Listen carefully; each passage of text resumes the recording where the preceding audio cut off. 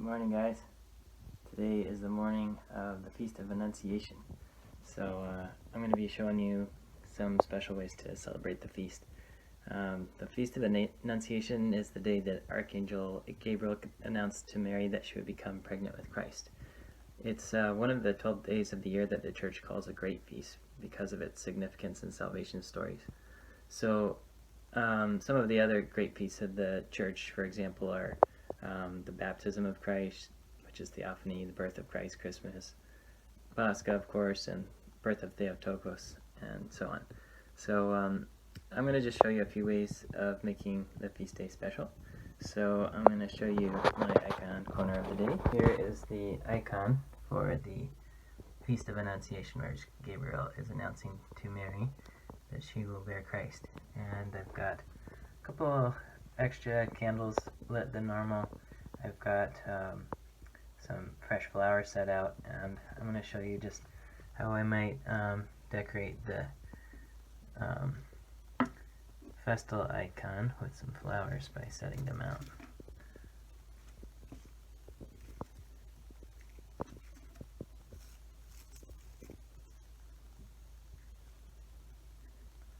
So you can kind of just scatter some initially, and then kind of pretty it up by tucking them in there.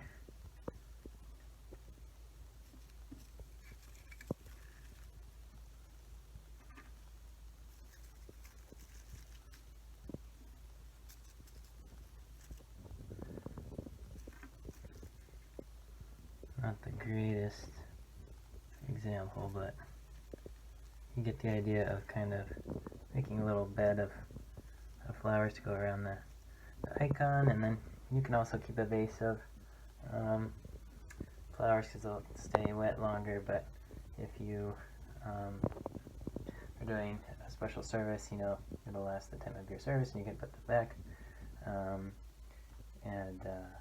These purple flowers actually last quite a while. Even when they're dried out, they stay purple, so those are kind of some ones I was happy to see in my flower arrangement because they stay for a while. So, what else about feasting? So, on feast we can also have fish and wine. So, for lunch we are going to have maybe some tuna salad or some sushi and wine. And at meals we sing the hymn for the feast all day, which is this: "Today marks the crowning of our salvation and the revelation of the mystery before the ages. The Son of God became the Son of the Virgin. Gabriel proclaims the grace. Wherefore we too cry out with him, Hail, O full of grace, the Lord is with you." One of my favorite quotes about feast days is from the Akathist of Thanksgiving, where it says, "Why is it that on feast days all the earth smiles?" And I love that because, especially when we take the time to acknowledge a feast day, it can be a really special day. And so the Church kind of purposely encourages us to kind of party. And so if we celebrate, then the party's better, and if we don't acknowledge it, then, well, we missed our chance. So I always wonder, why do we celebrate Halloween with candy or Canada Day with fireworks, but we don't celebrate the great moments of salvation in similar or greater ways? Annunciation was the day that the curse and fall of Adam and Eve was reversed, it said. And so it's a Independence Day of sorts, where the Theotokos freed us from our disobedience and gave us an example of how to follow Christ by saying yes to him.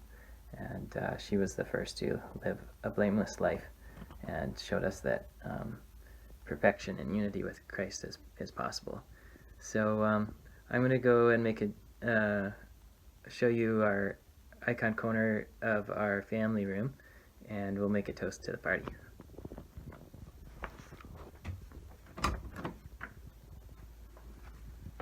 My wife is patiently waiting for me. So I just thought I'd show you. Also, we have a nice bouquet for our feast day today out here and everywhere we celebrate. Here's a kind of ugly looking hot chocolate, but it's delicious. It's a Mexican hot chocolate with cinnamon. And this I have San Pellegrino with grapefruit juice and maybe an adult beverage. From my family to yours, happy feast. Здравствуйте.